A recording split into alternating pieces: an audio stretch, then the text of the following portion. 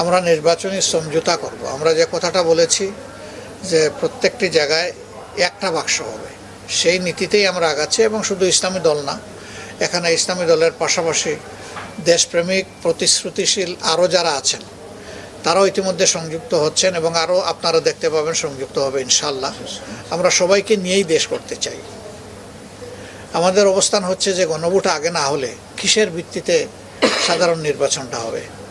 এই জন্য আমরা চাই গণভোটও আগে হোক এবং সনদ যেটা এটা তার আইনি বাস্তবতা খুঁজে পাক।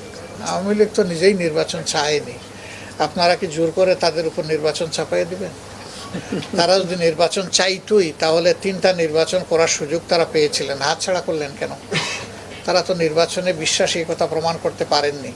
এখন যে জিনিস তারা পছন্দ করে না সেটা যদি তাদেরকে উপহার দেন, এটা তাদের উপরে জুলুম হবে না? জুলুম হবে তাদের। আমাদের ইয়াং জেনারেশন এখন এই আপনাদেরই, আপনারা তো ভোটই দিতে পারেন নাই। আমরা না হয় জীবনে 2-4 বার ভোট দিয়েছি, আপনারা তো দিতেই পারেন নাই। এই যে ভোটটা আমি দিতেই পারলাম না, আগামী নির্বাচনে প্রত্যেকটা ব্যক্তি যে সত্যিকারের ভোটার সে যেন তার ভোট নিজে দিতে পারে এবং ভোট দেওয়ার পরে ভোটের প্রতিফলনটা যেন সে দেখতে পারে।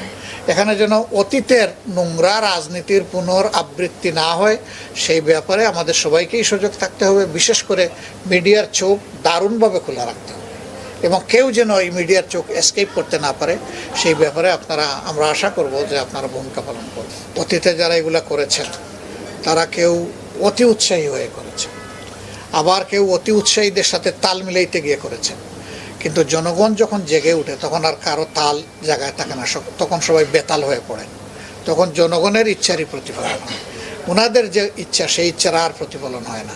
আমরা এবার আশা করি আমাদের ভোটাররা 15 বৎসরের ক্ষুধার্ত, এই ক্ষুধার্ত বাঘের সামনে কেউ দাঁড়াইয়া পার পাবেন না ইনশাল্লাহ।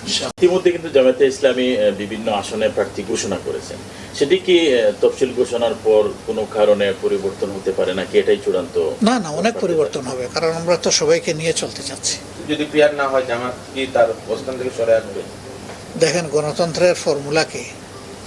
গণতন্ত্রের ফর্মুলা হচ্ছে একাধিক দল থাকবে, একাধিক আদর্শ থাকবে, সবাই তার নিজের কর্মসূচি এবং আদর্শ নিয়ে আসবে, দাবি নিয়ে আসবে, কিন্তু আমার দাবি বাস্তবায়ন হতে হবে। এটা গণতন্ত্রের ভাষা নয়। আমি বলবো যে আমার এই দাবিটাই আমি মনে করি শ্রেষ্ঠ দাবি, আশা করি জনগণ এটা বিবেচনায় নেবে। আমরা জনগণকে নিয়ে যা করি আমরা জনগণকে নিয়ে করব, জনগণের ইচ্ছার বিরুদ্ধে আমরা কিছুই করব না। জনগণ যদি আমাদের এই পিআরের দাবিকে সমর্থন করে এবং মনে করে যে দেশে সুস্থ রাজনীতির জন্য ফেসিবাদ ভবিষ্যতে আবার বারবার ফিরে না আসুক, তার জন্যে এই পিআরটা উপযুক্ত হবে, যেটা দেশের বিশ্বের 91টা দেশে প্র্যাকটিস হয়ে থাকে। জনগণ এটা বুঝলে আমরা বিশ্বাস করি এটা গ্রহণ করবে। গ্রহণ না করা পর্যন্ত যেহেতু এটা আমরা জনগণের জন্য উত্তম মনে করি, সেই কারণে আমাদের দাবি আমরা অব্যাহত রাখব। আমরা আপনাদের সবাইকে নিয়ে ফেব্রুয়ারির ইলেকশন আদায় করে ছাড়ব ইনশাআল্লাহ। এটা দেরি হলেই বিভিন্ন ধরনের আশঙ্কা এবং বিভিন্ন ধরনের বিশৃঙ্খলা দেখা দেওয়ার